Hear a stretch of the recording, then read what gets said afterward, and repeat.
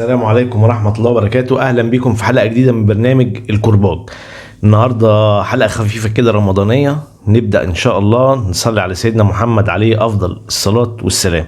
زي ما باين قدامنا كده، ده البيان الأخير اللي نزله نادي بيراميدز. بيقول لك بناء على البيان السابق بتاريخ 13 يناير 23 ونظرا لغياب مبدأ تكافؤ الفرص وغياب العدالة، على أساس إن النادي الأهلي جايب مثلا حد من الجهاز الفني هيحكم الماتش، قرر إدارة نادي بيراميدز ومالكو إيقاف الاستثمارات في نادي بيراميدز ومشاريع النادي الاجتماعية والمدينة الرياضية والاستاد، وعقد جلسة مع نهاية الموسم الجاري للنظر في مستقبل النادي. والله العظيم ما حد قال لي يعني نادي اجتماعي ومدينة رياضية واستاد.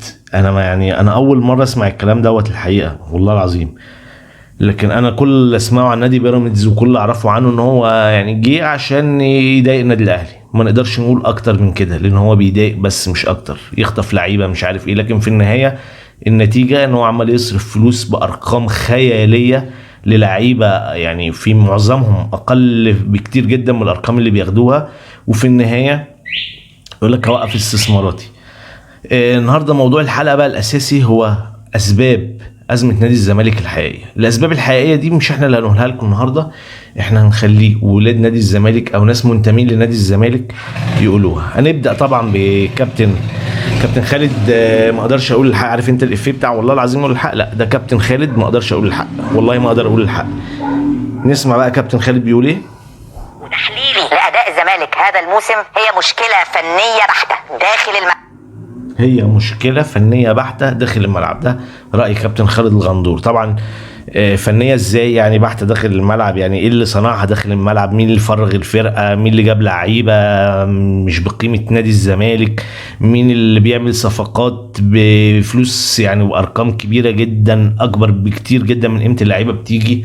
كابتن خالد يعني قال لك الموضوع هو في الملعب بس، لان هو ما يقدرش يقول الحق. هو عارف كل حاجة لكن هو ما يقدرش يقول الحق، ما يقدرش يتفوه بكلمة الحق من الآخر. معانا بقى الشخص التاني أو الأستاذ بقى التاني اللي هيقول رأيه. هو شخصية محترمة، هو مثال من أمثلة كتير جدا من جماهير كبيرة وعريضة جدا لنادي الزمالك، اللي هي مش بالطب، اللي هي زملكاوية بجد، زملكاوية من أجل نادي الزمالك. نسمع كده مع بعض. بمنتهى السلاسه والصراحه والوضوح، مشكله اداريه، قرارات اداريه كارثيه في التعامل مع ملف كره القدم. لما تمشي وتفرغ الفريق من اهم نجومه، لما تستخدم اسماء مش على نفس المستوى ولا حتى على نفس. طبعا الراجل ده جاب من الاخر، يعني هو في كلام كتير بس احنا الكلام كله معروف، يعني اللي بين السطور كله معروف. انت يعني مجلس الاداره مبوظ النادي باختصار.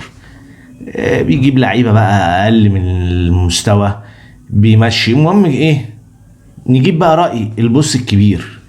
شوف بقى راي البوس الكبير اللي هو رئيس المنظومه دي، رئيس نادي الزمالك، ورايه في المشكله دي ايه. لكن قبل يعني انصحك لو انت زملكاوي بجد يعني تبقى قاعد وانت بتسمع رأي رئيس النادي.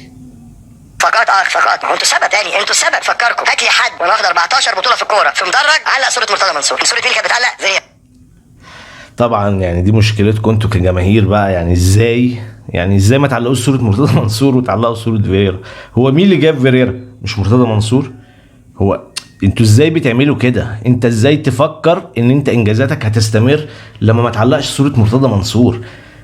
الحقيقة في الاخر طبعا الناس اللي بتطبل على قناة نادي الزمالك دي ناس استغفر الله العظيم، نتمنى ما نكونش زيهم، لان المطبلاتية هم اللي جايبين البلد دي ورا والله العظيم.